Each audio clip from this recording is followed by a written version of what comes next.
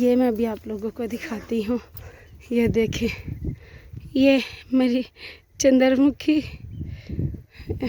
ये देखें अभी ये चाँव चाँव से लगे हुए हैं। होता नहीं है इनसे, लेकिन कर रहे हैं, हिम्मत मार रहे हैं।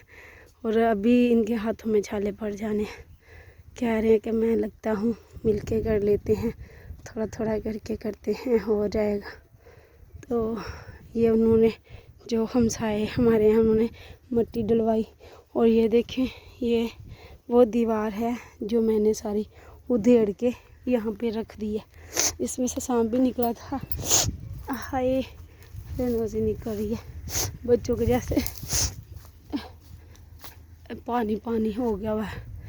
ये देखें, ये इसके बराबर हम करेंगे दीवार के, इधर दीवार बनाने की कोशिश करेंगे, बन जाए दीवार तो ये सेफ़ हो जाए हमारी हवेली, ताकि ये जो पौधे हैं बचे रहें। तो बस अभी जो है ना, ये मैंने यहाँ से सफाई नहीं की, अगर करती ना तो यहाँ पर कुछ ना कुछ लगा लेती, लेकिन की नहीं है, ना ही अभी करनी है। जब तक ये दीवार नहीं बन जाती तब तक तो कुछ भी नहीं करना, तब तक ऐसे ही रहेगा। जब ये दीवार बन जाएगी तब जो है ना हम कर लेंगे सफाई। और ये देखिए, ये मिट्टी